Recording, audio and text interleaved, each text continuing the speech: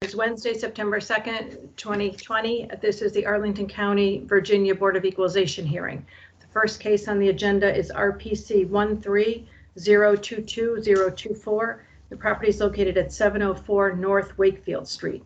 Mr. Gio Trio is here to speak about his property, and you can begin, sir, with your 8 minutes and tell us about the property. Hello. So I have purchased this property, I think 2 years ago. And at that time, if I'm not mistaken, the assessment was like in 700s, 750. And then the purchase year, it went up like 25, whatever, that 30-40%. And my argument on that was it like solely based on like the purchase price? That's what we follow, or we follow any other comparison? So I did some comparison with other properties, and even the property that is mentioned in the letter that I have received that I think our assessor has used, like 1701 North Pocomoke Street, RPC 11044-007. I mean, just looking at that property also, like I'm seeing the comparative value, it doesn't come even similar. That property is like a large lot, and then so many other things, and then dishwasher and washer and dryer, everything inside the property. And then my property is, and the assessment for the comparison, 2020's assessment is $829,100, but for mine it's $1 million something. That's where I was not very much sure, like why, because that changes like so many things in our calculation. It right away bumped up $250,000 just solely based on the sales amount. And I even put it in my argument when I requested this appeal. I could not find out that email, but the other properties in that similar or better lot property in that line, Wakefield line, it has like way lower value. That value never changed. So the argument here is like, as soon as you see like it went on sale for that much amount, you just match that assessment with what you think is the assessed value. And I can share, like if you look into RPC 11044-007, you will see, and if you do the comparison, that lot is way bigger. It's exactly the same structure.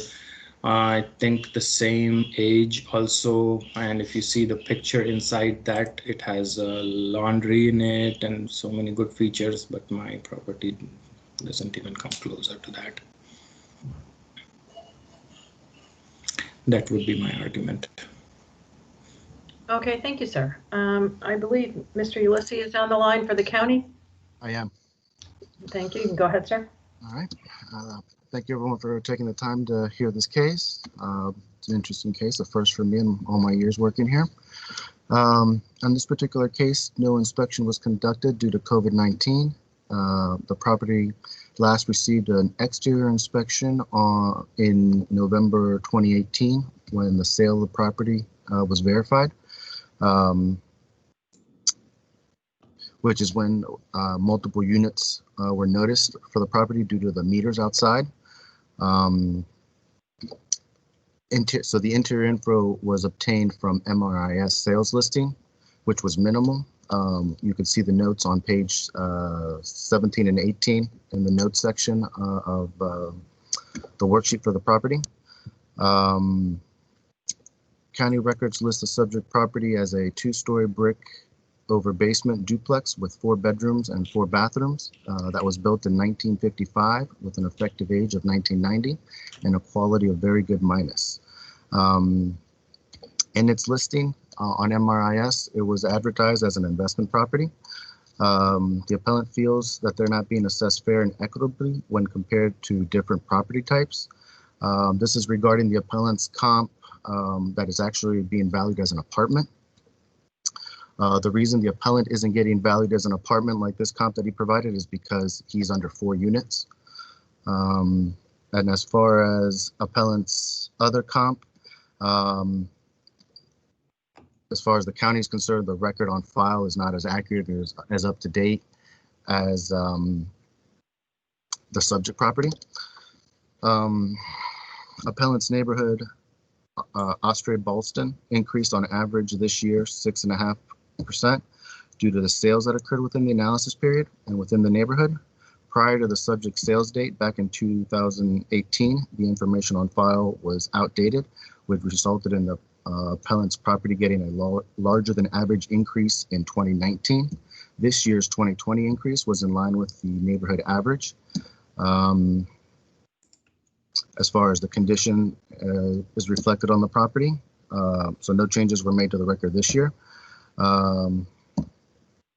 It is recommended that the 2020 assessment be confirmed at $1 million based on the sales comps provided of other similar dwellings that have multiple rental units. And then the county looked into the fact that in 2018, the sales price of this property was $1 million. So that's why you saw that large increase in 2019, and this year's was just in line with the neighborhood. Okay, are you finished? Yep.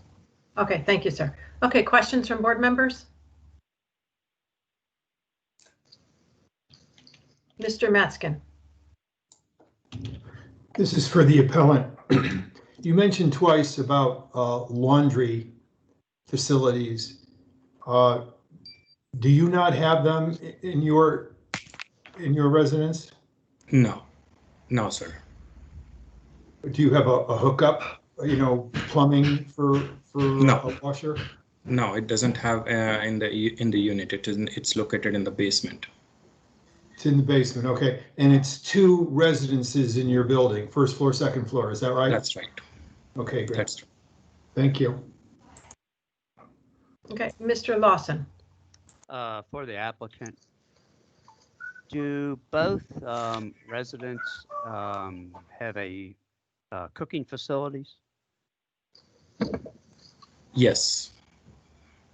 Okay, for the county, on your little chart here where you have the subject property and other properties, under type style, I see a 2. Does that mean 2 units? Under house type? Mm-hmm. 2-story. Okay, so that's 2 stories, not 2 units. Right. When you say you compared it to other properties that, hold on one second, I'll look it up, have multiple rental units. When you say that, you don't up the value because there's more than 1 unit. You compare it to comparables that have multiple units, correct? Yes, sir. That's right. Okay, thank you.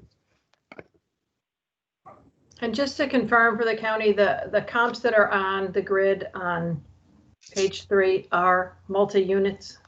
Yes, ma'am.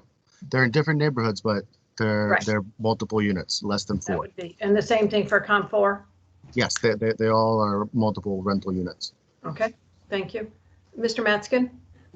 For the department, just on that, because we see, of course, comparable 4 coming up later today. I noticed that all the information is exactly the same, the sale date, the everything. And at first I thought, oh, there was a typo here, you made a mistake. And then I see that the lot size is a little bit different. And is it the same? I should have looked it up in MLS, I'm sorry. Is it the same purchaser for 700 Wakefield and 704? Yes, sir. So it was a package deal, they bought them both at the same time. Is that Yeah, right? we purchased it at Yes. the same time, exactly at the same time. That is That's correct. the second case. Right, and it's the same. No, I It's know all the- it's. it's all the same I know details. it's coming up. They're So both of them were attached. bought at the same time by the appellant. Okay. They're attached side by side, right? They're next to each other. They're not Yeah, attached. but they're not attached. Well, 'cause they're not Right. attached. Okay. Yeah. Thank you. Okay, any final questions from board members? No? Oh, Mr. Penaranda. We did look it up at MLS. Yes, I had a question for the appellant. I know you submitted 2 RPCs, 2 properties as comparables. Do you know if those are divided as apartments? Because when I looked at the tax records, they look like, you know, they're classified as duplexes, but one is a residence with 5 bedrooms, 2 bathrooms. The other one doesn't list the number of bedrooms or bathrooms, but it doesn't look like they're really classified or divided the way that your buildings are. No, sir, I did not go inside, but looking into from outside and the number of car and the independent, I do not have a solid answer for that. I could not look into inside, but that was my assumption. Oh, okay. But the RPC, the one that is in the comp on page 3, the POCO, I forgot the street. I do not have it the screen in front of me. Pocomo. That 800,000 valuation, yeah, 800,000 something valuation. That's the better condition property, probably, if you want to compare to both 700 and 704 Wakefield. Okay, no, I was just looking at the comparables that you provided. I know one of them, the one at 738 Wakefield, the assessment on that is $1,533,000, and that's why I wasn't really seeing that there were comparables as far as size or, you know, value. You're not really too familiar with that property. No. Okay. All right. Thank you. Okay, nothing further? Okay, Mr. Ulysses, if you take a minute to wrap up, please. Okay. The county stands as far as these properties are concerned, that it has been assessed fair and equitably when compared to similar properties throughout the county. Based on its 2018 sales price, changes that were made actualized the property's current situation. That's why you saw a large increase in 2019. As far as the assessed value for 2020, it's in line with the neighborhood adjustments made based on the sales analysis for the year. The county would like to call to attention the fact that this is a rental income producing property with 4 units. That's why we valued it, or with less than 4 units. That's why we valued it with this manner as opposed to a income and expense approach. And then the county also looked closely at its 2018 sales price of $1 million, which is close to its 2020 assessed value. As a result, the county feels that the 2020 assessed value should be confirmed. Okay, thank you. Mr. Trio, if you take a minute to wrap up, please. My only argument would be like just based on the sales value, it should have a little bit more base, and if you compare it with the page 3 assessed value, it should not go that high, 40%, just based on the sales value. And looking at the window outside, it should be a gradual increase, not the rapid increase right away with the sales value. Okay, thank you, gentlemen. Okay, it's just among the board members now. What does everybody think? Mr. Penaranda? I'll go ahead and start. I think, you know, it may be one of those things that we see sometimes that some properties are just assessed undervalued. I mean, but, you know, I was trying to look at other properties also and look at the comparables that the property owner provided, but I don't really see, I think that they're totally different. I don't see them as the same as having, you know, 4 or 3 units as rentals inside the property. So I don't really have enough information or evidence for me to make any change. And I think the sales price that the appellant paid for it more than justifies the current value. So I'm okay with the assessment the way it is. Mr. Matzkin? I'll make one note that the appellant's property went up 1/3 as much as the neighborhood's overall average increase this year. So it appears that the county last year caught up from under assessments and is going lightly on this appellant, this property owner. Yeah, I agree. Any other comments? No. Okay, would somebody like to make a motion? Mr. Matskin. I move that we accept the county's assessment of $1,006,300. I'll second. Wait, I'm sorry. I think it's, It's $1,016,100 is the actual assessment. Like Oh, your amendment. I flipped it over. I'm sorry, I got 700 and 704. Okay, so the motion is to I'm sorry. confirm the county Yeah, at $1,016,100. Ms. Hogan, are you a second? Yes. Okay, a motion and a second by Ms. Hogan. All in favor? Aye. Opposed? Okay, it's unanimous. The county is confirmed at $1,016,100. Moving to the second case on the agenda, this is RPC 13022-043 700 North Wakefield Street. Mr. Trio, you can start, and you have 8 minutes to tell us anything about this property as well. Yeah, it would be my same argument as my 704. So there is no difference there. Okay, thank you, sir. Mr. Ulysses?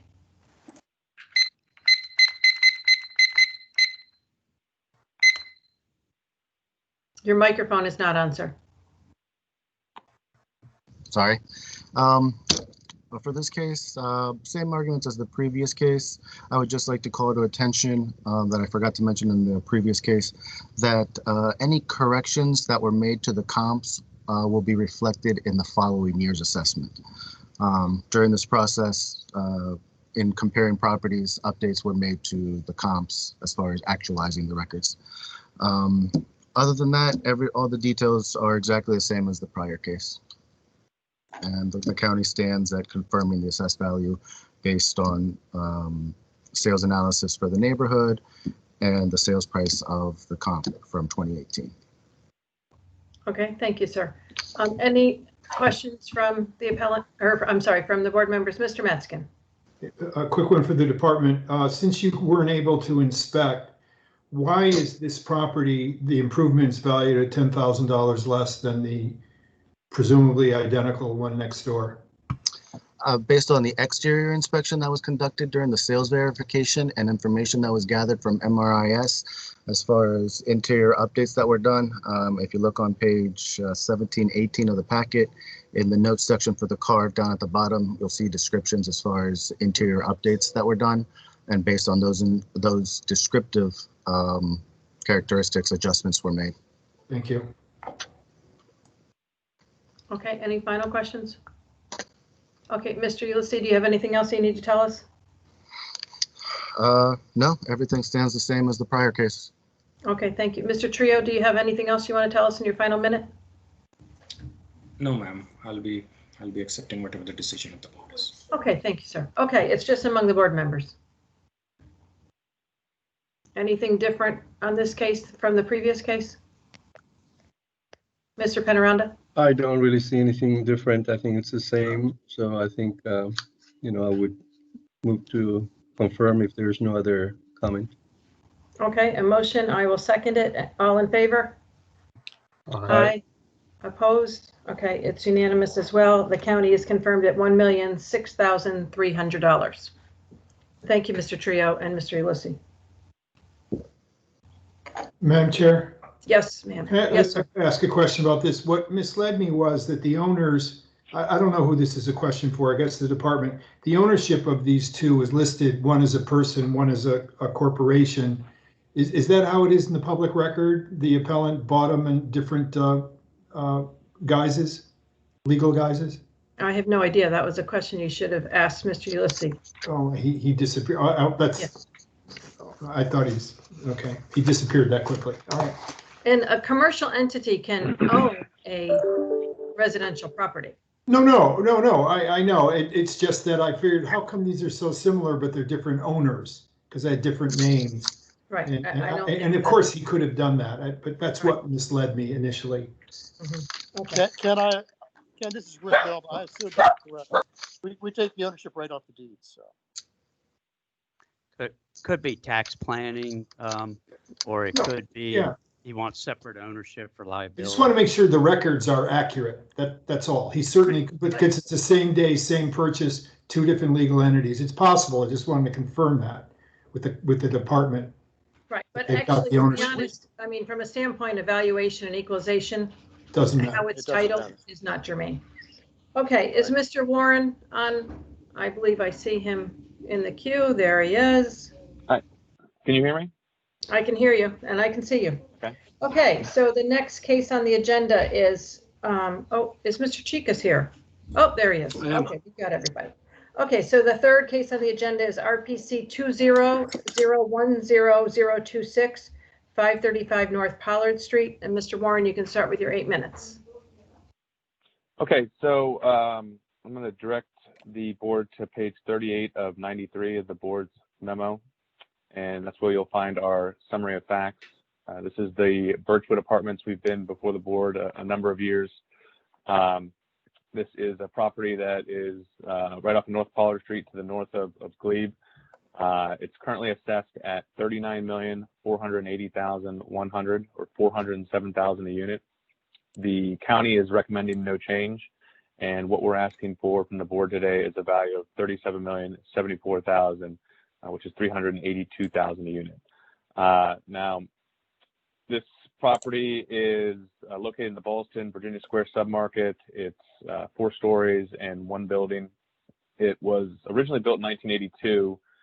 There was an addition built onto that property in 2000, and then the original 82 building was demolished and rebuilt in 2010. So it's got a total of 97 units, and the main issue the last several years has been with regard to the classification.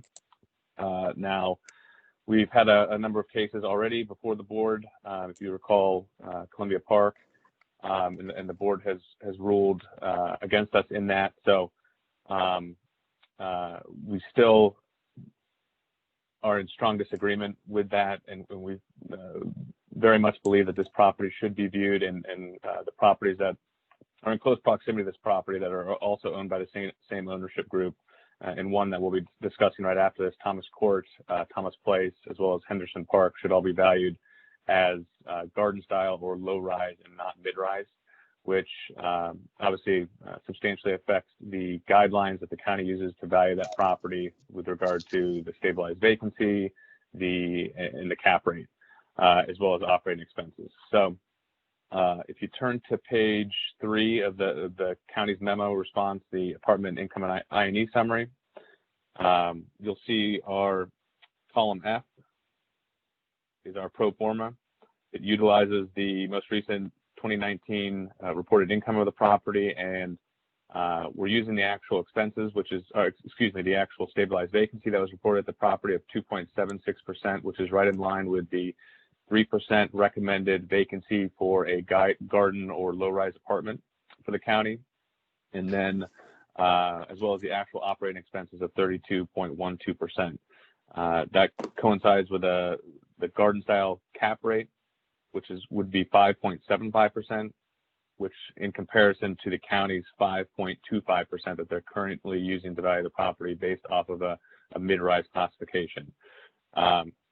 The operating expenses is something else for you to look at. If nothing else, we would ask the board to make an adjustment to appropriately consider the operating expenses and what this property has actually operated at the last 2 consecutive years, which has been at 32.12% and 33.34% in 2018, the prior year. I know the county has, we've gone back and forth on this each year for the last several years. The board, and this is included on page 16 of 89, in their responses from prior cases from the 2019 appeal. This was passed 6-1 in favor of reclassifying this property as a garden, so there is precedent here. And that goes along with all the other cases that we'll be bringing forth this year, and as we have in prior years that have dealt with this specific issue. So there is a precedent here. The board has agreed with this issue in the past, and it's still a very pertinent determining factor in the overall valuation of the property. The last thing, I know that the county had justified their claim for the property being classified as mid-rise by supplying I guess an internal marketing flyer or a marketing flyer that was printed on, I'm looking at the Thomas Court one, this is on page 14, but it's around page 13 or 14 of the packet for Birchwood. And I believe Sophie and Greg with the ownership are here, and they can discuss that. But internally, the ownership views this as a garden or mid-rise. But I don't know, Sophie or Greg, are you here? Let me see if they're.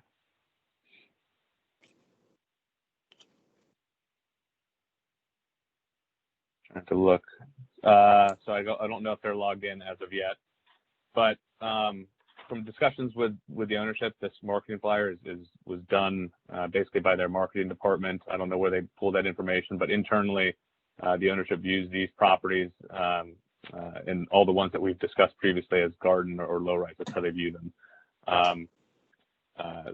So again, I know based on the precedent of some of the previous cases this year, we could be fighting the uphill battle and trying to convince the board that this should be appropriately classified as a garden or low-rise property. But in the very least, we're hoping that the board considers the actual operating expenses, most recently reported in 2019 and 2018. Thank you. Okay, thank you, sir. Mr. Chikas, on behalf of the county, please. Absolutely. Good morning, ma'am. Good morning, board members. Good morning, Blake. This in regards to the mid-rise multifamily Birchwood Apartments, as previously indicated by Mr. Warren.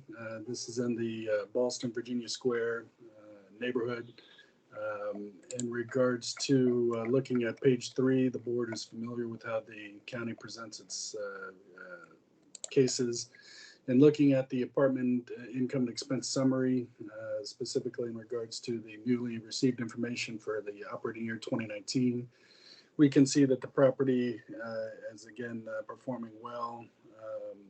2019 saw increases in apartment revenue of approximately 2.9%. We saw increases in parking revenue of 2.2%.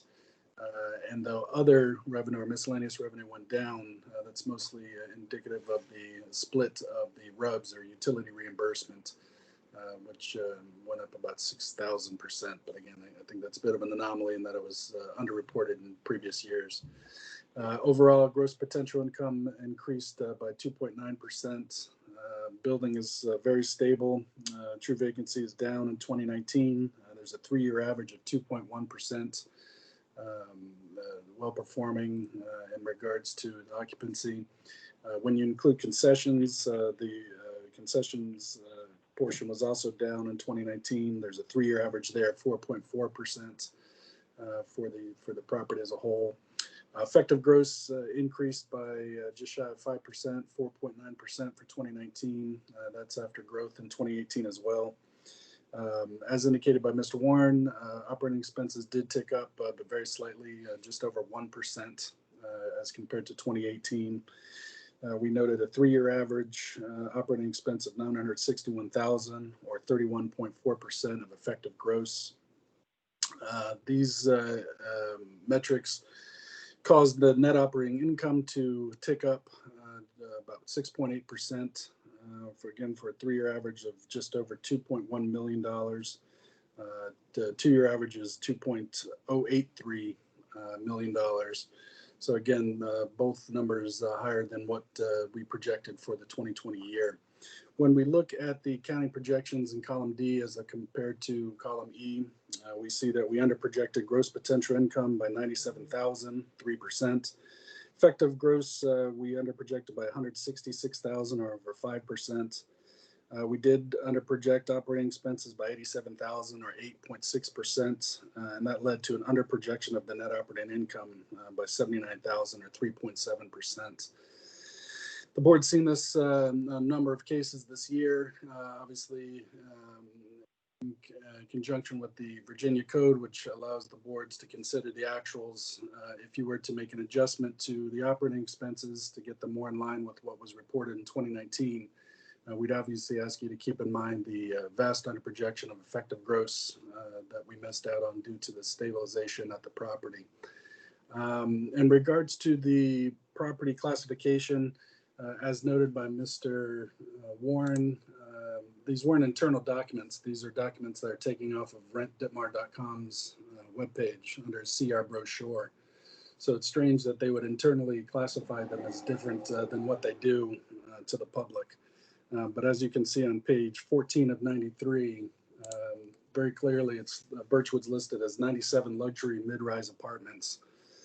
That in conjunction with CoStar's listing of the property as a 4-star mid-rise apartment with 4 stories, in conjunction with the appellant's own packet that lists the property as a 4-story. You can see that on page 38 of 93. And in coordination with Freddie Mac's definition of a garden as a 1, 2, or 3-story apartment. This is a 4-story above grade, very clearly. Very similar to yesterday's argument over the application of effective age and the request by some board members for us to take our medicine and move on with that conclusion that's been made. We do believe that this should be something that's set forth today going forward. 4 stories over grade is going to be a mid-rise in the eyes of the department. We've set that out in our guidelines as 1 to 3 stories for gardens, 4 to 8 for mid-rise, and 9+ for high-rise. The owner believes it's a mid-rise, stated on their brochures that are for the public to basically advertise their businesses. CoStar believes it's a 4-story mid-rise. Even again, the appellant's packet listed as a 4-story mid-rise, a 4-story. We believe this should be taken care of going forward. We'll have a couple more cases like this year where we have other 4-story properties. And again, we list those as mid-rise. Given the under projections based by the county, based upon comparison to the 2019's income and expense information, we do believe that the county should be confirmed at $39,480,100. And not to rub salt in the wound, but even if you were to take the appellant's column F, the appellant's pro forma, which lists the NOI at just over 2.1 million, 2.13. If you were to appropriately cap that, you'd come up with a value that's higher than the county's recommendation. So given that we believe we've made the case that this property is in fact a mid-rise, the correct application of 5.25% cap rate should be applied. So again, we do believe that the county should be confirmed at $39,480,100. Thank you. Okay, thank you, gentlemen. Questions from any board members? Mr. Lawson. Yeah, this is for Blake. Does the building have an elevator? It does, yes. Oh, it does. Okay. Okay, That's it. Mr. Matzkin. I have a question for the appellant. On what do you base your contention that it's a garden and not a mid-rise building? I think our basis is, and there's a lot of different definitions. So, Fannie Mae, Freddie Mac, the Appraisal Institute, and all of them vary. But our standard definition and what most jurisdictions in this regional area view mid-rise as is anywhere from 5 to 9. Anywhere from 1 to 4 is usually viewed as a garden or like a low rise, so a different classification. So I think that's what we've always tried to argue, is that there's a distinction between garden and mid. There's something in between that, kind of a low rise, and that's what we've seen in the different definitions used by different valuation experts and jurisdictions that value these properties and that buy and sell these properties on a consistent basis. And the board has precedent in agreeing with this as well. So we have the board last year agreeing that this property should be valued as not as a mid-rise, but as a low-rise or garden. So again, I know we have precedent from previous cases and coming specifically from Columbia Park, which that one was 3 stories with a basement and egress and no basement. and that we're likely fighting an uphill battle. But again, the ownership views this property not as a mid-rise property, but as a garden or low-rise property, and that's how we think it should be valued based on the county's own jurisdictional or valuation guidelines that are indicated for garden comparatively to mid-rise.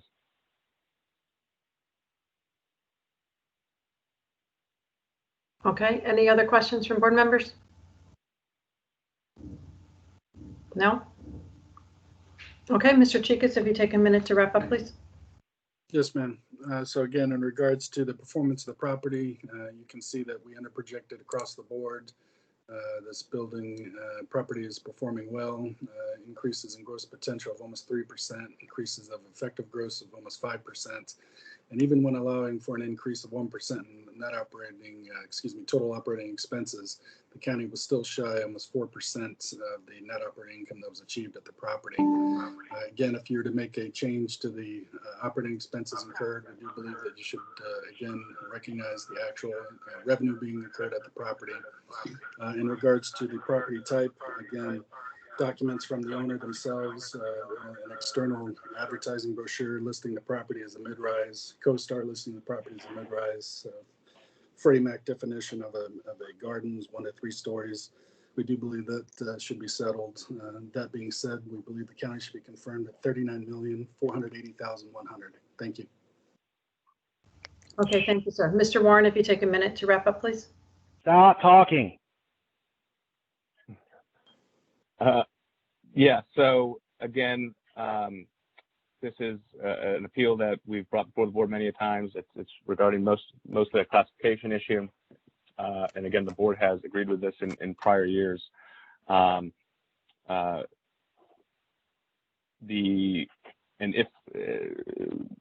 addition, the actual operating expenses that have been reported at this property for the last 2 years are higher than what the assessor is using to currently value the property. So again, the ownership classifies this as a garden style. I think it's indicative of the revenue this property is able to generate, and we think it should be thusly capped at the county's garden style cap rates, and not the cap rates that are classified under the mid-rise, as well as the metro classification, which pushes it down another 25 basis points. This is also 10 basis points lower than what the property was capped at the prior year as well.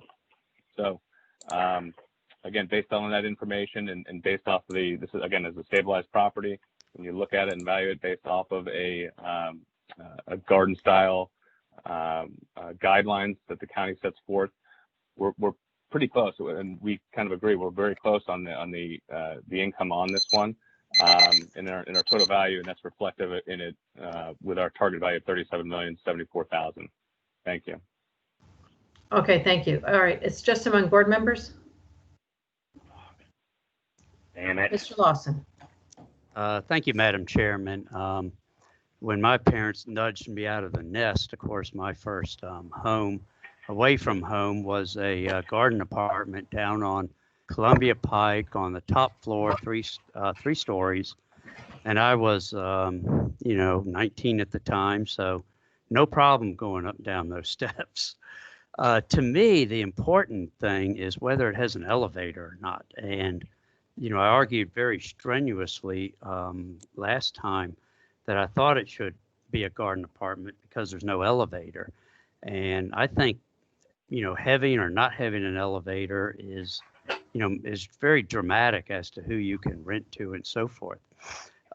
Given that this has an elevator, given that I did not win my last eloquently argued case, I think that I got to go with the county. Okay. Other thoughts, Mr. Matzkin? Yes, thank you. 2 things. One, clearly, for equalization purposes, the county has a defensible definition of what's garden, what's mid-rise, what's high-rise by significant authorities within the residential financial community. So Although not everyone agrees, nonetheless, for consistency, I'm with the county's definition because it is highly defensible. Second, the departments mentioned that they underestimated both income and operating expenses. And I noticed that the bigger underestimation was under income. So if they had done a test and reran these numbers, the NOI would have gone up. There would have been more income added than operating expenses deducted. Finally, why was it that the board last year considered this a garden and not a mid-rise? Okay, I can speak to that. There was confusion over this in previous years, and we trying to make the break between 3 and 4 floors. I believe it was at the end of last year, actually after we had done it, that we went and did some further research. And it isn't just Freddie Mac. Fannie Mae says the same thing. You know, I can't speak to the Appraisal Institute. I could look it up, but nonetheless, you know, we then agreed that 3 stories and under, that's the definition, and accepted the county's classification of garden versus mid. In addition, the fact that you've got an elevator on this one even makes it even more clear.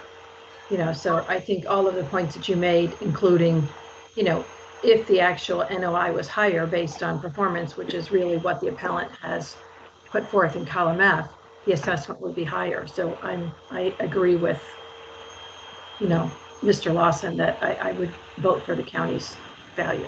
So, Mr. Yates? Yeah, I looked up the file from last year. That's what I was doing a minute ago, and it did not indicate an elevator when we made that decision.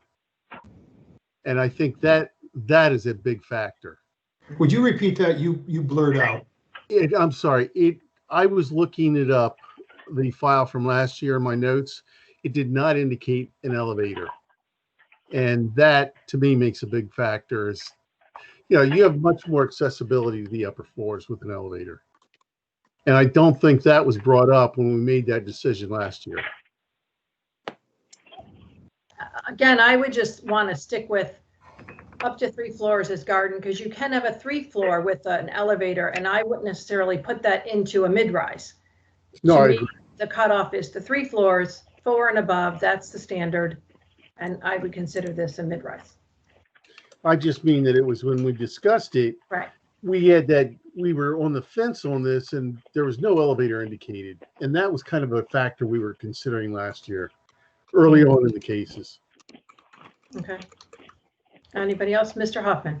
I think the county did a good job trying to clear up the standard between last year and this year, because we did have this argument a lot.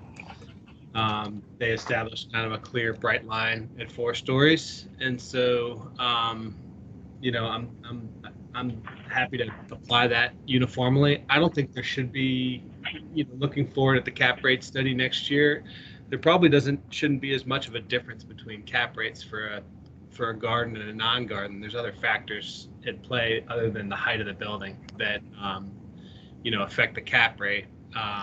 You know, I think a much older building with a lot of deferred maintenance that has income and things like that is going to have a higher cap rate, and it's not going to matter whether it's 12 stories or 3 stories. So maybe we can look into that offline, but I support the county on this one based on the fact that we had a value that we came up with last year, and we've had a very modest year-over-year increase from last year, and I think the area around the building has gotten a lot better. There's a lot of improvements that have happened, so I think the value is going to continue to trend upwards. Okay. Mr. Lawson, did you have any final comments? Yes, ma'am. This obviously is something ought to be brought up, not here necessarily, but with the manager and the board. You know, Chris has done a great job of justifying the value of this. But the county spends millions of dollars trying to preserve market rate affordable on one hand, and then on the other hand, they're pushing for as high an assessed value and as high a taxable situation as they can. And you know, I think that this garden versus mid-rise ought to be resolved, and so we have clear precedent going forward is what I submit. Okay, well, I would submit back to you that the county has made it clear what the guidelines are for that. So, Mr. Penaranda, do you have a comment? Yes, I think the argument again about the mid-rise or garden, to me, has been already established or clarified. You know, I know last year or the previous year, we were arguing about the elevator status, whether that makes a difference or not. But I think for this particular assessment, it should be classified as a mid-rise. Well, why don't you knock out a couple things that you got to knock out? I don't think stride is.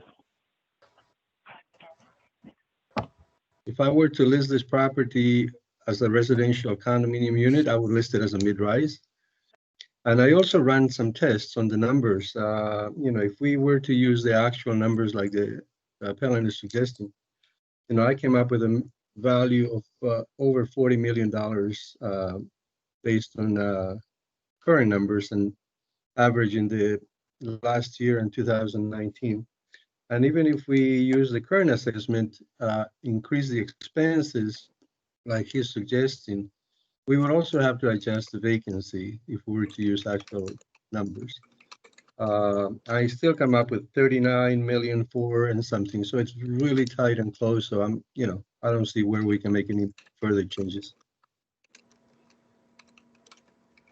Okay, well, it sounds like we're all in agreement. Yes. Would somebody like to make a motion? Mr. Matheson? Yeah, I'll move that. Oh, Jose. Mr. Sorry. Penrod. I'll go ahead and move that we confirm the assessment at 39,480,100. Okay. Okay, Mr. Yates is a second. All in favor? Aye. Aye. Opposed? Okay, it's unanimous. The county's confirmed at 39,480,100.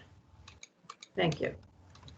Okay, the next case on the agenda is RPC 200130009, 470 North Thomas Street. Mr. Warren, you can start with your 8 minutes and tell us about the property.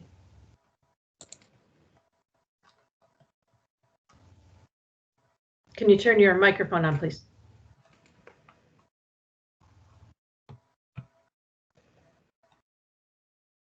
Mr. Warren?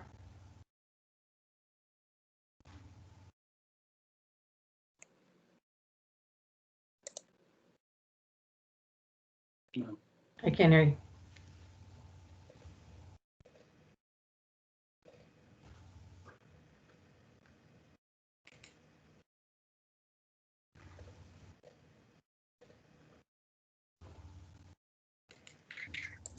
Hello, can you? I can hear you now. Okay, sorry, I don't know what's going on with my phone, but I'm going to do it through my computer and try and talk loud because I know the speakers are not very good. Okay. I'm going to direct you to page 38 of 89, which is our summary of facts. So this is the Thomas Court Apartments. It's in pretty close proximity to the property we just spoke about. It's to the south of Glebe. It's located at 470 North Thomas Street, 1 RPC. It's currently assessed at $21,448,808 a unit, and the county is recommending no change. And the value we're asking for the board today is a value of $20,652,900 or $421,000 a unit. This property was built in 2012. It's 49 total units. Again, it's a property that we've brought before the board last several years due to the classification of it being a mid-rise by the county, which we believe it should be classified as a low-rise or a garden. That, as seen on page, I believe, 1639, with Birchwood last year and was approved by the board at a vote of 6-1 to reclassify that as a garden-style apartment. So again, there is precedent here. The board has agreed that this property, and I don't think there's been any ambiguity upon the elevator situation here. There is an elevator in this property. It's 4 stories. It's one building, and again, it's in that Ballston Metro station. It's within a mile of that. and as well as the Virginia Squared GMU metro station. So I'll turn your attention to page 3, which is the apartment income and expense. Again, this is again a stabilized property.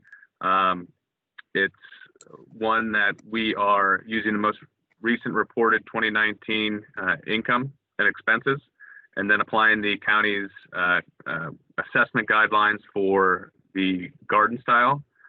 So the 3% vacancy, we're actually using the actuals because it's pretty close at 4.46%, which was reported in 2019, and then the actual expenses reported in 2019 of 26.9 or 27%.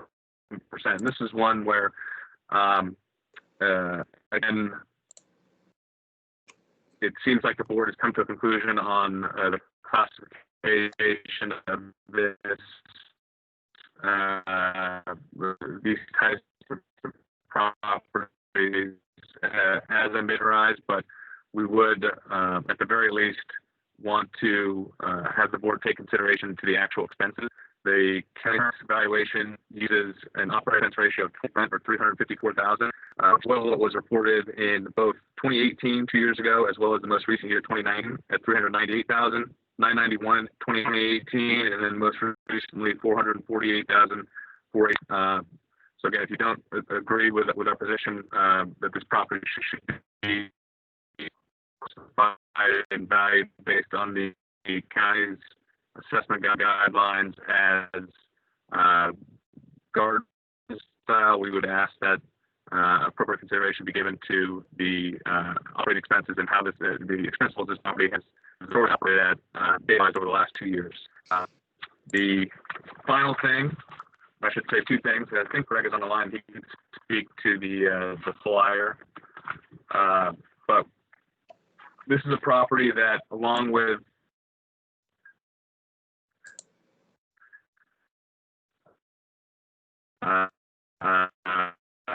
Thomas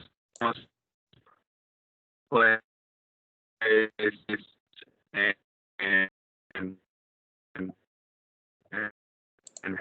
Henderson Park,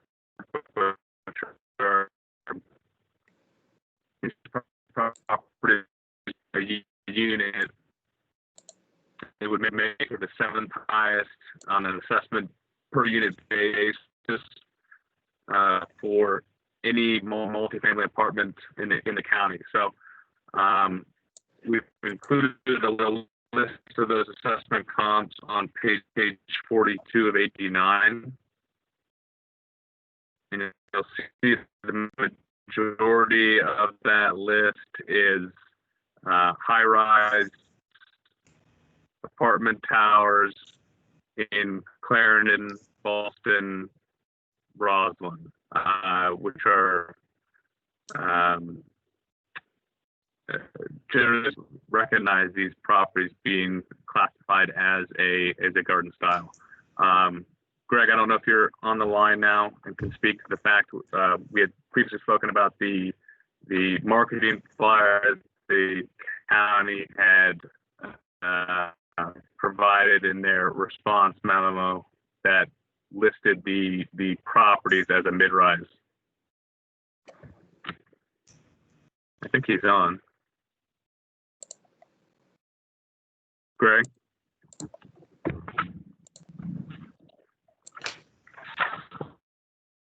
Well, not. So that's our again, that's our case. This one's a little bit more clear in the fact that we feel that the county is underestimating the total expenses of the property and their current valuation, and as well as when you look at this one on a per unit basis, you can see there's something out of whack with how this is being assessed compared to some of the top multifamily towers in the county. Thank you. Okay, thank you. Mr. Chicas for the county, please. Yes, ma'am. And that's it. Again, very similar to the last case. I think without putting words in Mr. Warren's mouth, it breaks down to the classification of the property. Again, extremely similar. This is a mid-rise built in 2011, 4 full stories over grade. It even has some parking garage, which is under grade, below grade. So it's a very modern building. Again, an elevator. The own marketing brochure for the company, which is again an external document available on their website, rentbitmar.com. Lists the property as a mid-rise. That's on page 14 of 89. CoStar lists it as a 3-star mid-rise apartment, 4 stories. The Appellant's packet lists the property as a 4-story building on page 38 of 89. Again, we've gone over the definitions vis-a-vis Freddie Mac. In regards to the property itself, looking at the summary sheet, again, metrics all up for 2019. Apartment revenue is up 6.8%. Parking revenue up 4.1%. Other miscellaneous revenue up 45%, and RUBS or utility reimbursement up 641%. Again, that's much to do with how it was reported in previous years, as opposed to an actual increase of that amount. The property did see an uptick in vacancy year over year. Still, true vacancy has a 3-year average of 3.6%. Well within reason for a property of this type, again, especially considering guidelines of 5% that are applied by the county. We saw effective gross income up 3 years in a row, year over year, with the 2019 increase at 8.3%. We had operating expenses that were in fact up 12.4% in the operating year 2019. We did note a 3-year average of approximately $389,000 or 24.8% of effective gross.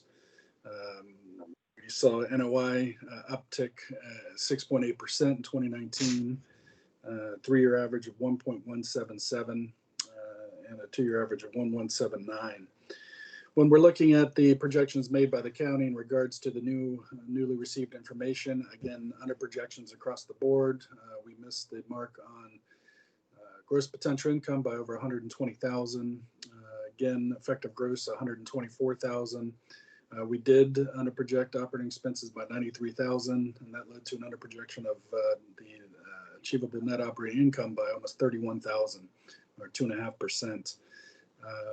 Again, per the Virginia Code, the board is allowed to consider the actuals, and I believe the appellant essentially makes argument for us. If you were to take column F and apply the appropriate 5.4% cap rate, you'd actually get a value that's higher than the county at $22,565,000. Given that we don't have a third-party appraisal and don't recommend an increase over what we put out January 1st, we do believe that this information calls for a confirmation of the county at $21,991,600. Thank you. Okay, thank you. Questions from board members?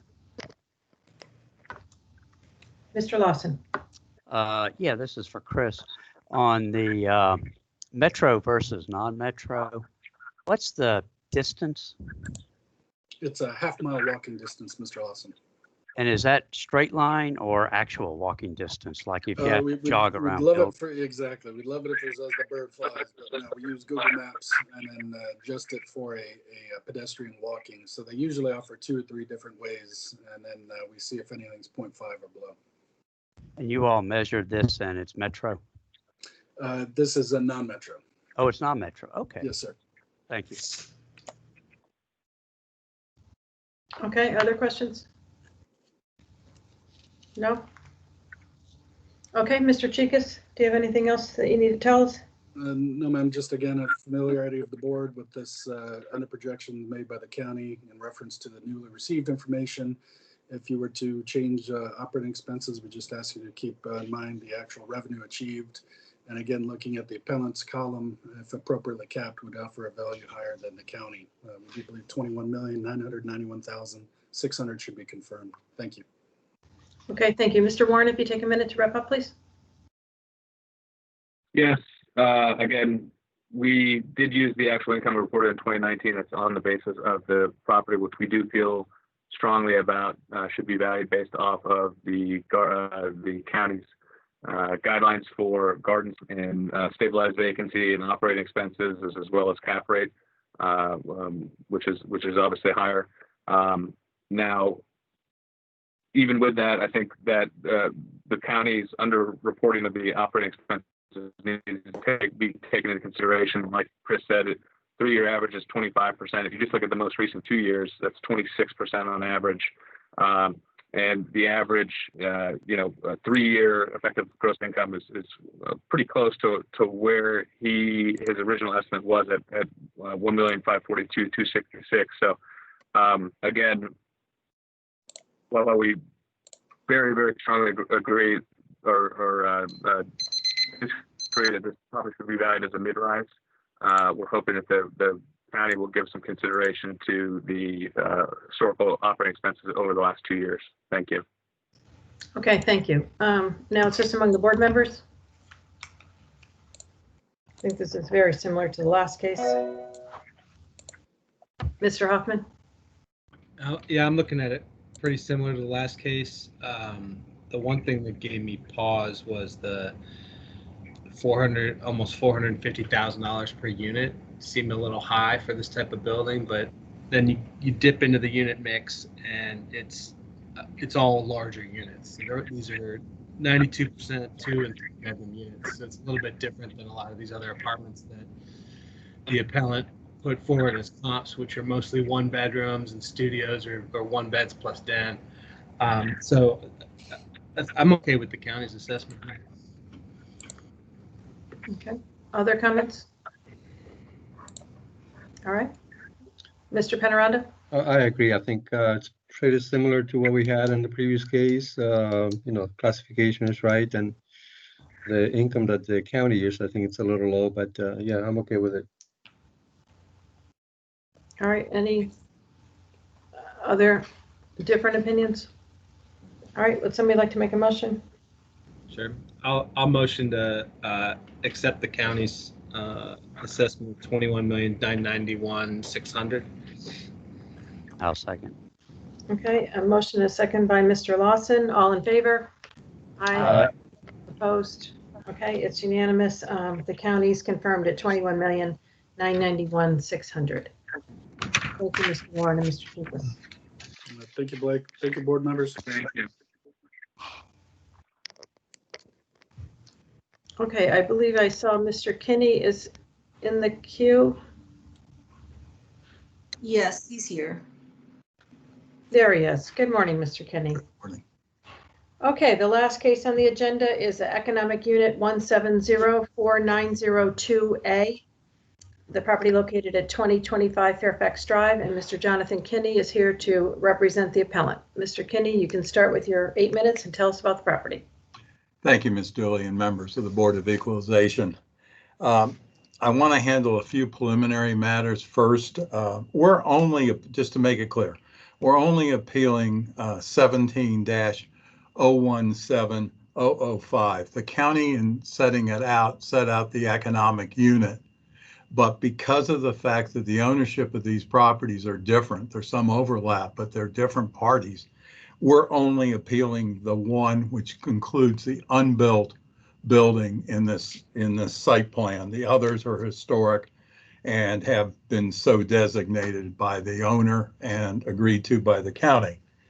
The county portrays in its first page the difference in the assessment by taking the economic unit of $18,707,400 and saying the appellant's that indication of value is $6,360,000. The actual correct difference should be the difference between the 005 property, which the county assesses at $8,944,000, and what we believe should be assessed at around $6,360,000. So I just want to try to clarify that our differences is less than shown on the county's statement, just to help clarify that. I also need to address a statement made in the county's state report, and that basically says the assessor asserts that construction began in the fall and winter of 2019 on this project, and the demolition, excavation, and preliminary sheeting and shoring were done. That is incorrect. There has been no construction on this property. I do not know where the county got this information or what their assertion is, but I need to make it very clear that that is not a correct statement. And if the county has any building permits that were applied for or issued that we're unaware of, fine, but we did not apply for anything. If the construction started 9 months ago, the building should be under construction now. It is not under construction now. So I just need to address that, which I think is an inadvertent, incorrect information. Now, we have our basic difference with the county is just the cost. We're portraying this site as a difficult one to build. We had submitted the geotechnical report, which shows the existence of rock beginning at 17 feet to 27 feet below the surface, and then the existence of a hard metamorphic rock beginning at 32 feet below the surface. The site is also less than 20,000 feet. It's a very small site for construction purposes. And we have also included the actual contracts that have been received, two of which were signed, one of which was agreed to in an LOI and the due diligence was begun, and one of which was rejected by the applicant because it was $4 million, and they simply felt that was too low. None of these contracts went forward because during the due diligence, the parties under the contract found the conditions to be too expensive. So they all dropped the contract. There were signed contracts that were acceptable to the owner, but were dropped because of the conditions on the site. The owner listed the property again at the beginning of this year, but that listing expired. So the county is correct that as of July 31st, there was not a listing on the property.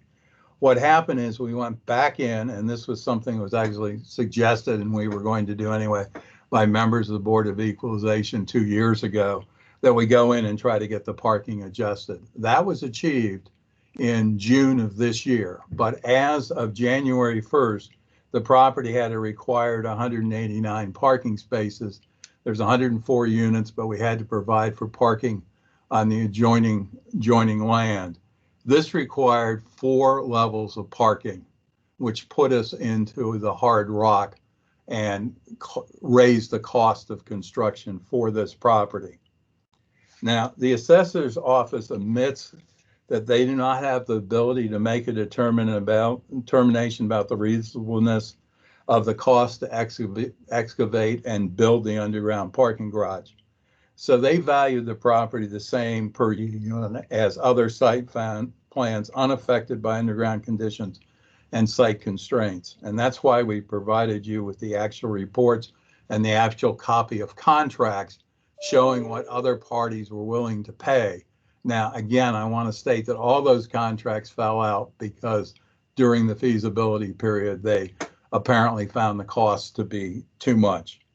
The applicant in this case has provided evidence of the underground condition and provided actual contracts of sale, which I think is somewhat unusual in terms of the Board of Equalization, none of which went to settlement and all of which were terminated except for one that was not accepted, were terminated during the due diligence period, and none of which were as high as the county assessment.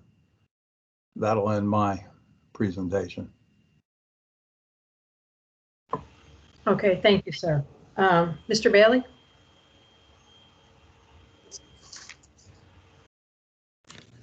Good morning, board. This property is the approved site plan that was combined with the Wakefield Manor, Courthouse Manor, TDR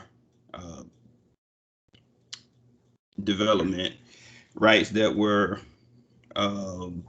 generated based off of those 2 apartment complexes, Wakefield Manor and Courthouse Manor, being preserved for historical preservation. I want to apologize. I think the statement about the construction was put there in error. So this property is close to the courthouse. We have not seen any work to this property. Any work along that road will be attributed to the Gables on Rolfe project. This property has not undergone any construction yet. The information provided in the packet about the owners going before the county board to receive an amendment was basically put in there because last year and the prior years where we heard this case, there was always conversation about when will this site plan end and what are the owner's intentions, especially since they say they can't build the property and they haven't been able to sell it. So last year we had some discussion and it was our assumption that the site plan was to expire last year. But after going and looking into the county minutes, we saw that due to an act by the General Assembly in 2017, the expiration date was actually pushed out to July 1st, 2020.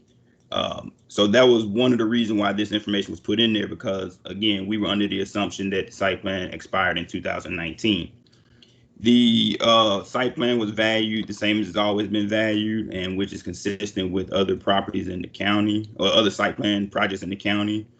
We look at the density that is approved by the county board, and we allocate land value to those to that density, whether it's GFA for commercial retail or commercial office, or if it is the number of hotel rooms or the number of apartment units. This project is approved for 104 unit apartment building. It'll be a 12-story building.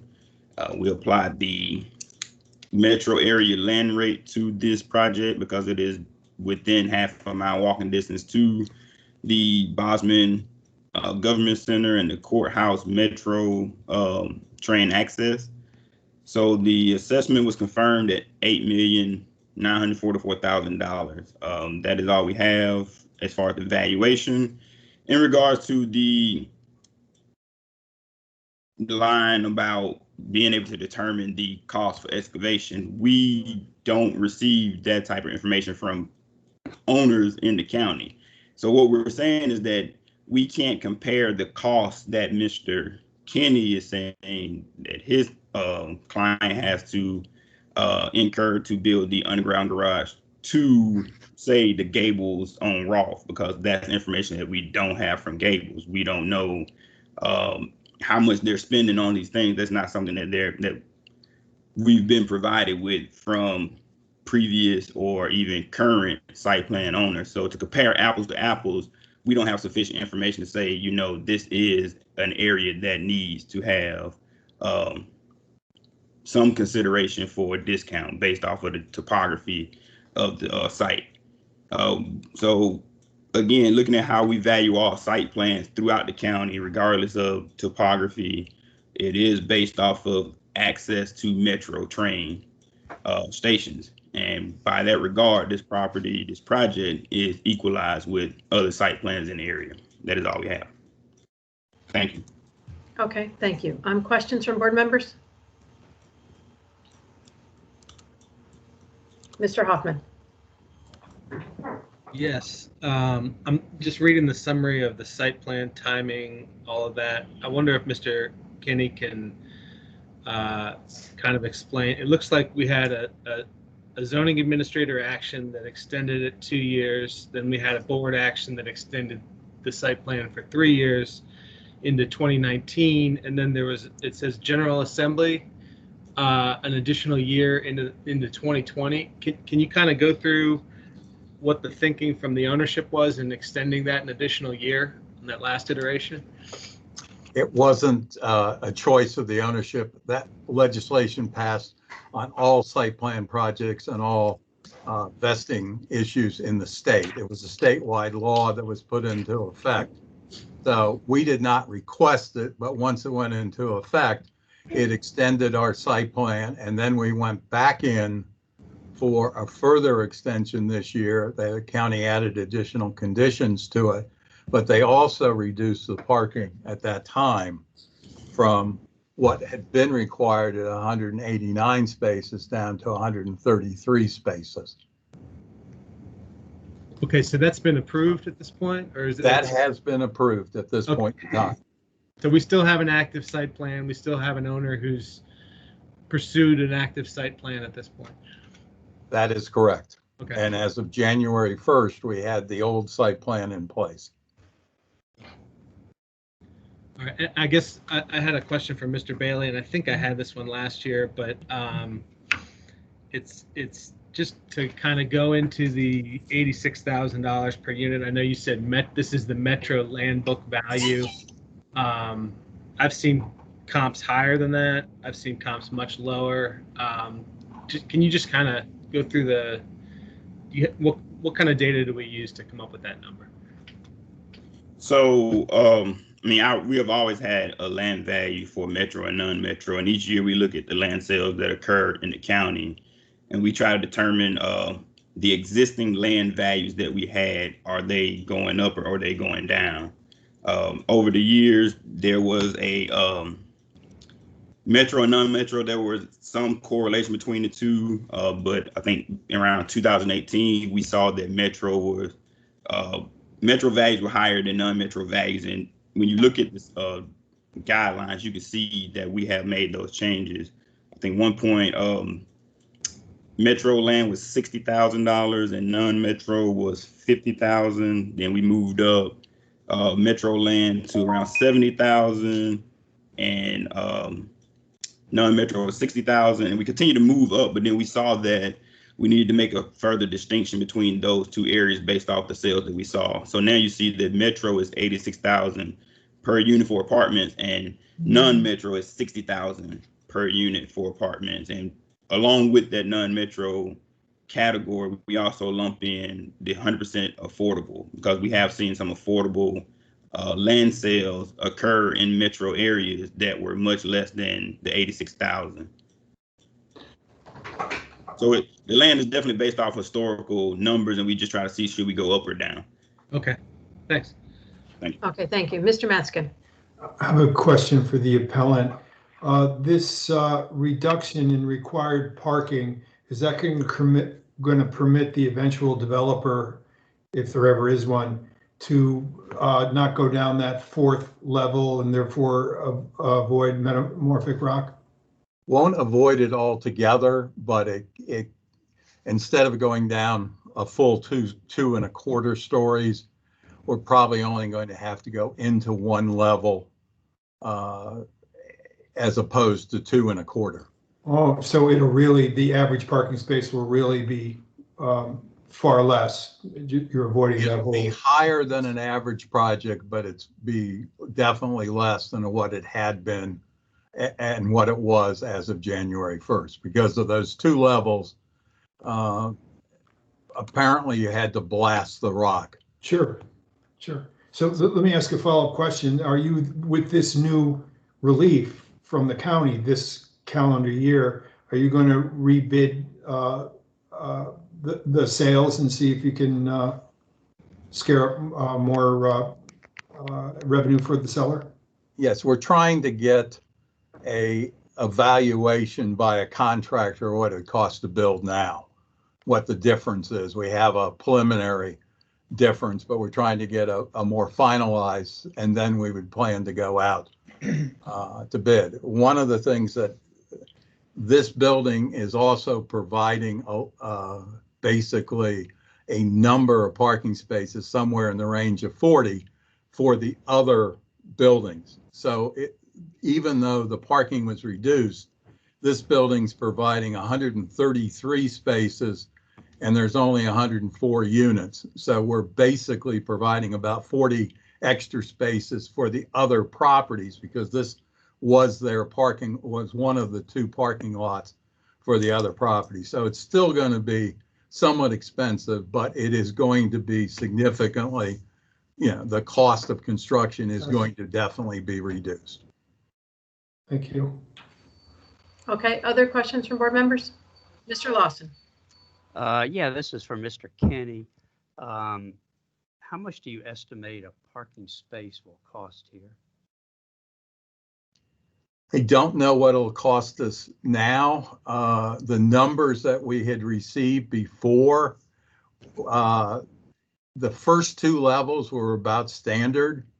The 3rd and 4th level were approximately, and again, please don't hold me to this, I'm going by memory. Right. It is in excess of twice as much as, but I think it was like 2.2 or 2.3 more expensive. And that was just for the rock and the blasting and that. And there's also a somewhat adjustment because it's a tight site. It's one of the smallest sites that would be built in Arlington, although it's not impossible because they do sites like this in DC, fairly regularly. Okay, any other questions from board members? No, Mr. Bailey, then would you take a minute to wrap up, please? Yes, ma'am. Thank you. The site plan was valued based off of the approved number of units set by the county board years ago when the owners came forth with the plan to convert some of the density on the garden properties into TDRs and also have the ability to build this 12-story, 104-unit apartment building. The reason why, just to give some more explanation, even though we've talked about it before, the property is combined as economic units because of the site plan that was brought forth included all of these parcels. So in order to value the total site plan and the TDR, we combine it into a economic unit. If the appellant wants us to break out the site plan to sit on its own, we have no problem doing that. The county has been we've been more reluctant to do that on our own, and we ask that the appellant just submit a letter or email and let us know that's what they want us to do, and we will do that. We have no problem doing that. And in the future, if they continue to contest the assessment on this project, they can bring forth just the one parcel. But the value that we show as their value is because that's what they put on the application, and our system just puts that into the system. Our system transpose that to the document based off what's written on the application. But we believe the assessment should be confirmed. The site plan is equalized with other site plans in the county. It's a metro accessible site. And again, we believe the value for the individual parcel should be $8,944,000, and the total value of the economic unit should be $18,707,400. Thank you. That is all we have. Okay, thank you. Mr. Kinney, if you take a minute to wrap up, please. I will. Just as a point of clarification, again, we appealed in the name of the owner of this particular lot, not in the name of all three of the owners. They have different ownership. And yes, we would definitely like this to be treated separately because it has to be judged on its own. We did present evidence on the geotech situation on this site, which is different than most sites. And we have presented the actual contracts that were received on this property, none of which equate as high as the county's assessment. So based on that, we think we've made the burden of showing to the Board of Equalization that there should be some adjustment between a standard rate and this site based on the evidence that we presented. Thank you. Okay, thank you, gentlemen. Okay, it's just among the board members. Mr. Matzkin. Am I correct that the board heard this last year and confirmed the county's recommendation?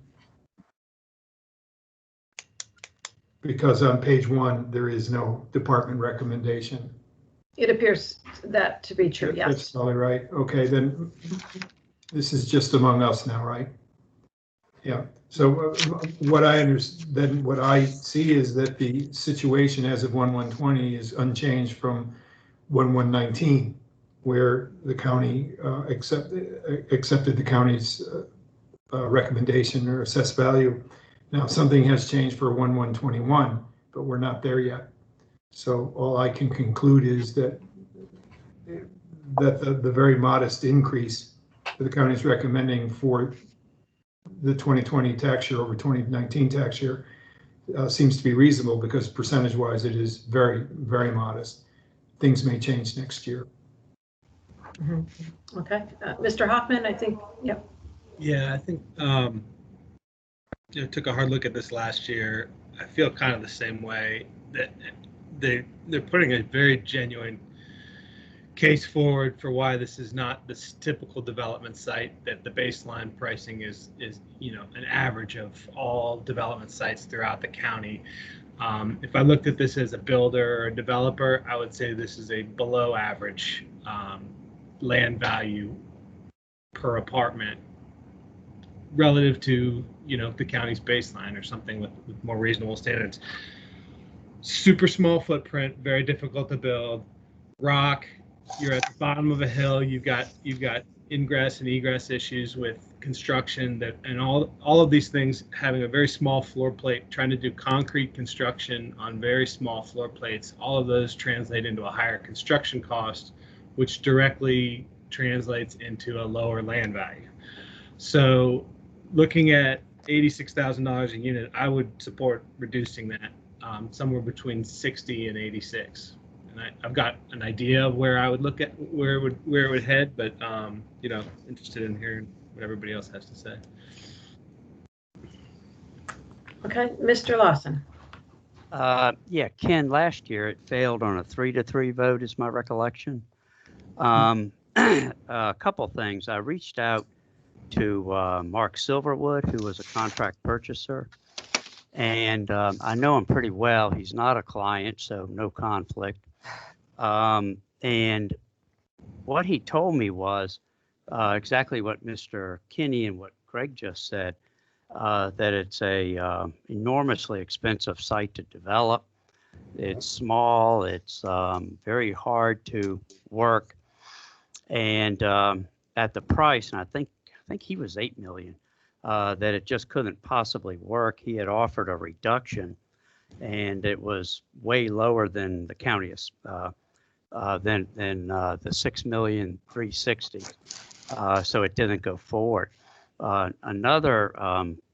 This is a client of mine, but I wasn't involved. They studied it. They didn't even bother with a letter of intent.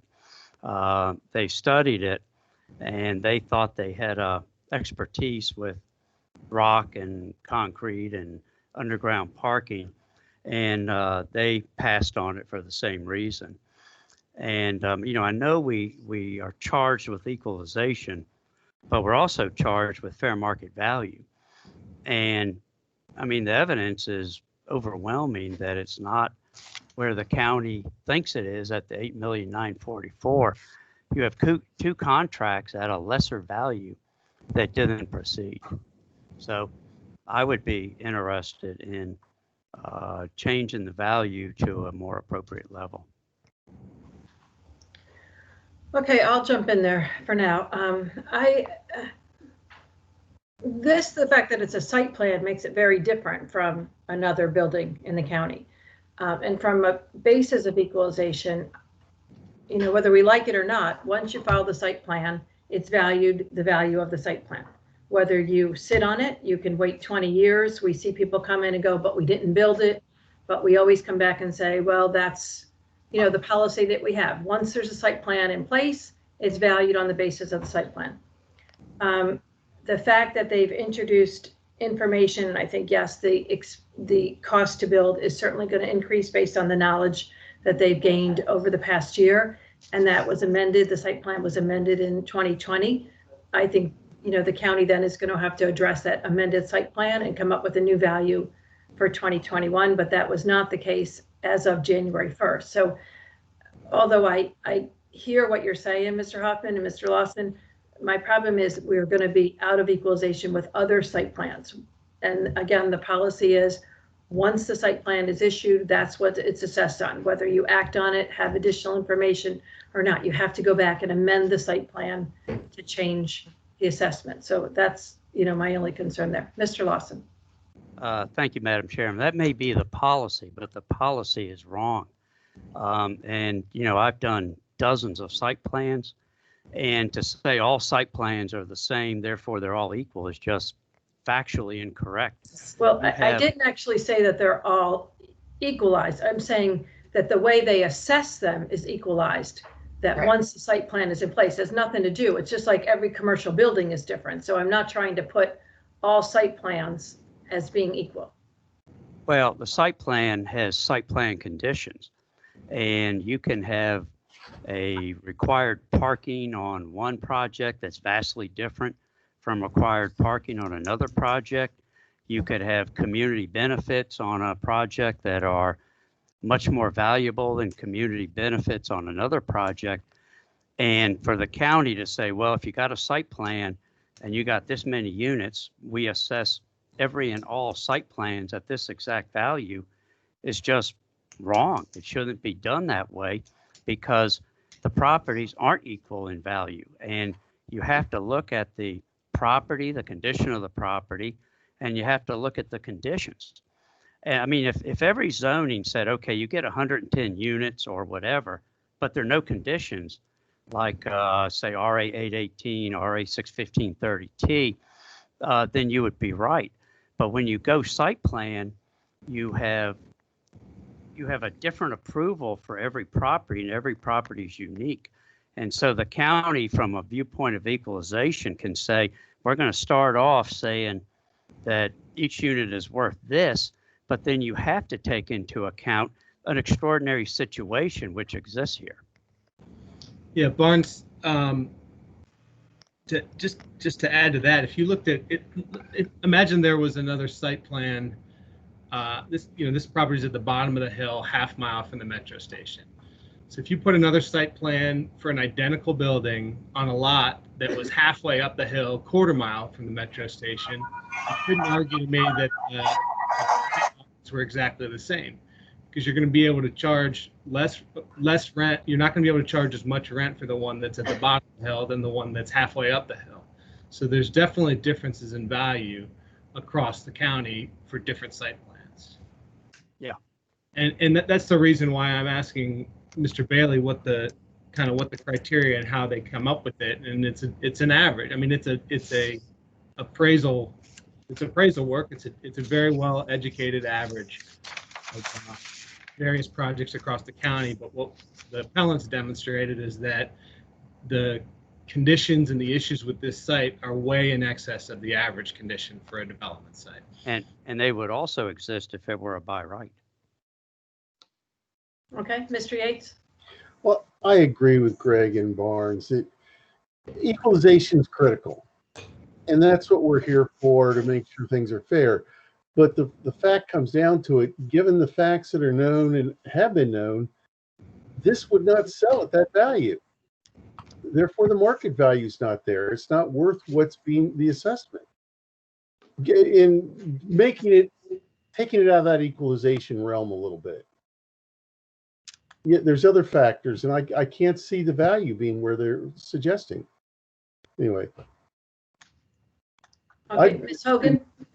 I agree with you, Mary. I mean, I see that there are challenges here with this project, but I think from a standpoint of equalization, we've got to, the site plan that was filed is what we have to go off of. And next year, the county can look at the changes that were made to that this year and address it then.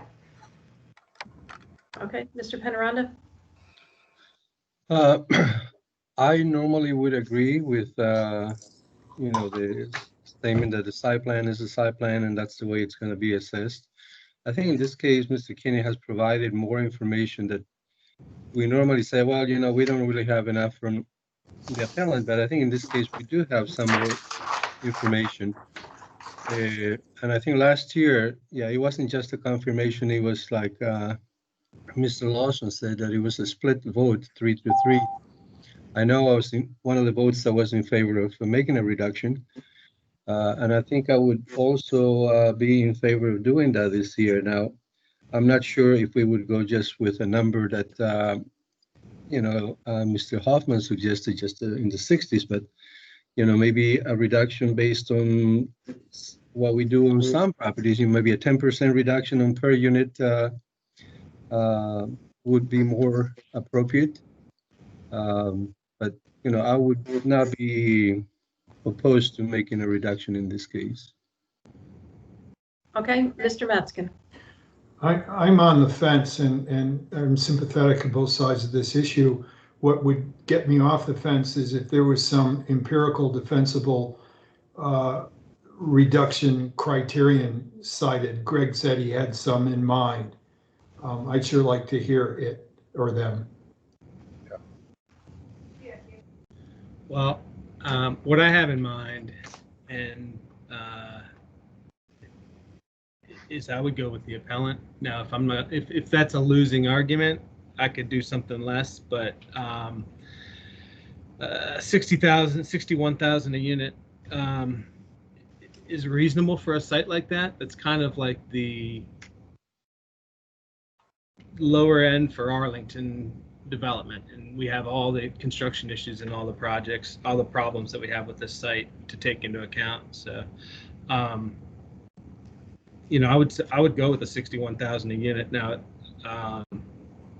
there was something else I was going to say about this site. Oh, yeah. What I really appreciate with the case that Mr. Kenny brought forward is that he's demonstrated that this owner is not just sitting on a piece of land that's you know, vacant, and it's you know, an eyesore for the community and everything. I mean, he's out there working this site, trying to find a path to development in good faith. He's signed 3 different contracts. The buyers walked away or tried to renegotiate the price based on the site conditions.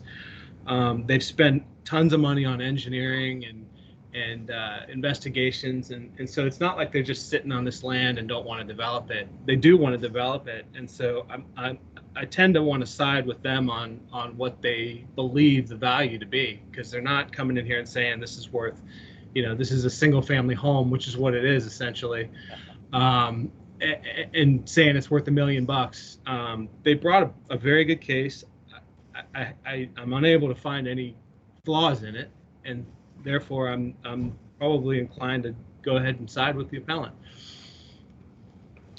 Okay, Greg? Mr. Wilson?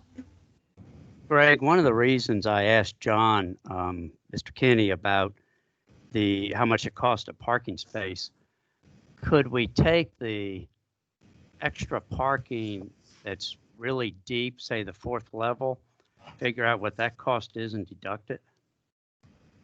Would that make sense? Yeah, I mean, that's one of the issues with the site, obviously, that's preventing this. I mean, Ken's looking for something we can justify. Just FYI, I've heard, of course, all parking space, the construction of all parking spaces aren't equal, of course, but average, what I've heard from developers is about $45,000 a space. This lower level obviously is going to be a good bit more than that, and maybe the first level will be less, who knows. So that might be helpful, but yeah, I'd feel very uncomfortable just picking a number that's, you know, feels kind of okay, but we can't attach it to anything specific. I will add that the geotechnical work was done long before 1120, so that aspect of the site, hard rock, has been known a good long time. And perhaps the site plan should have been amended long before 1120 to reflect that one difficulty of the site.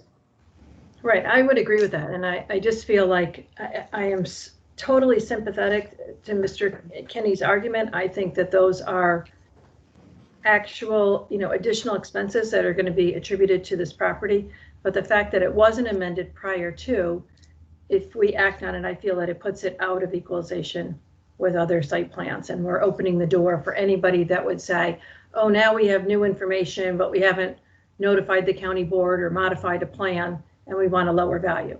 So I'm sympathetic to the additional cost, but it's out of kilter. That being said, it appears, you know, instead of trying to convince Mr. Matskin on what the cost is, I believe you have 4 people. Yeah. You know, so that being said, I think the time would be better spent in trying to come up with a number to see whether you can pass the motion. Well, and around it.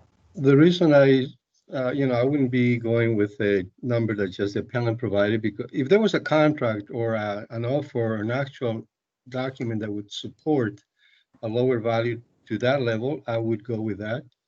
But in previous cases, you know, residential or site plans, or when it was demonstrated that the site itself was not the same as others, we made reductions and based on a percentage.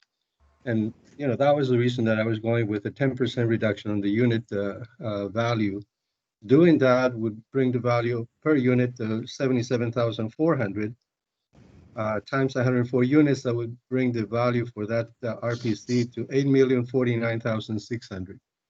That, to me, it's more than reasonable to make a reduction based on the information provided, and sort of like a, I guess like a settlement, but that would be my suggestion. It's a good one. Okay, Here's Mr. what I Lawson? just did. Yeah, I was kind of looking at it different, Jose.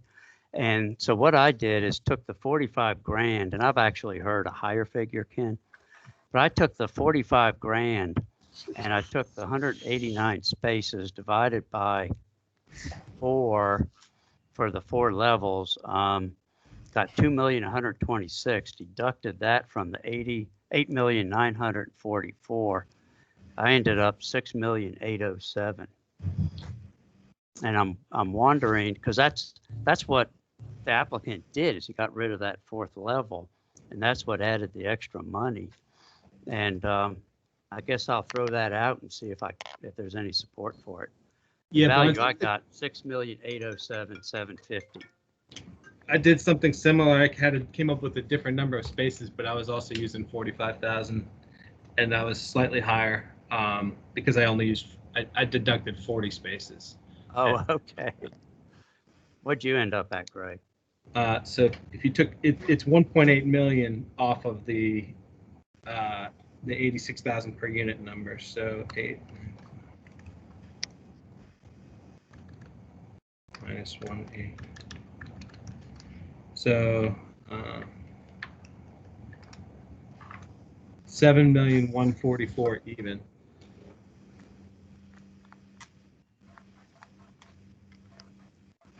How do the rest feel? I'm okay with that. I'm okay with that. I think we got to go with facts on the ground when 120. Okay. Site plan says in the condition. Mr. Panorama, can you agree with that?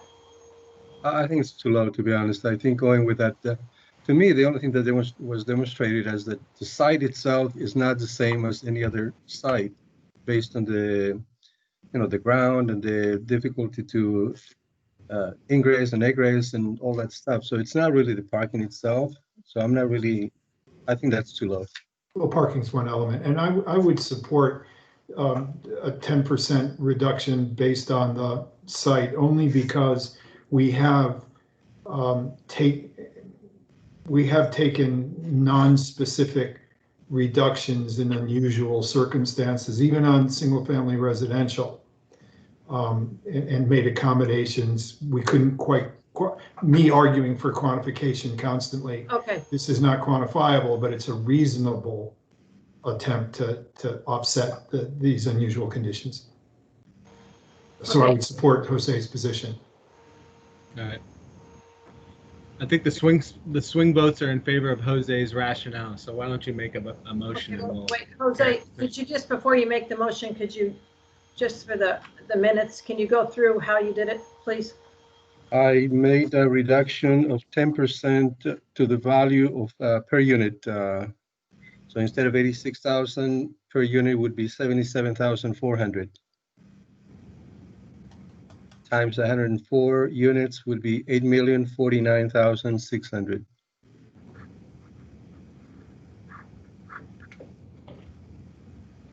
All right. All right, would you like to make a motion then? Yes, and this is only for RPC 170-17005. Will move to reduce the assessment to 8,049,600 based on 10% reduction to the per unit value. Second.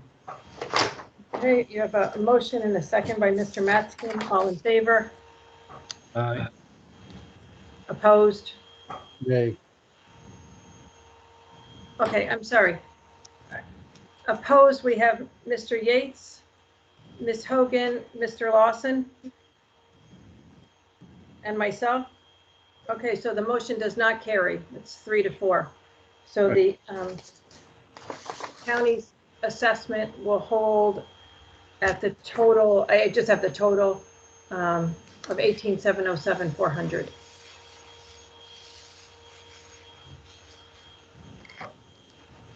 Okay. Okay, thank you, gentlemen. Okay, so.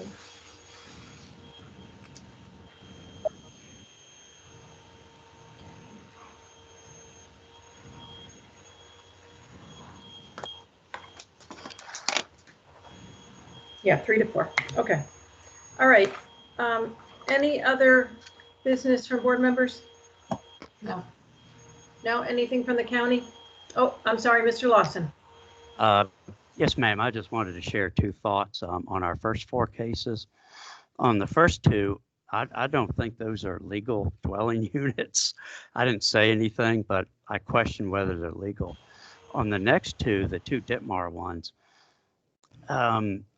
you know, I'm kind of surprised the appeal was even brought, because I think they're going to end up at with a higher value next year. That's all. Just wanted to share those 2 thoughts. Thank you. Anything else? No. Nothing from the county? Okay, we stand adjourned at 10:46. We'll re-adjourn next Tuesday morning, September 8th at 9 a.m. Bye, everyone. Have a good day. Thank you. Thank you, everyone.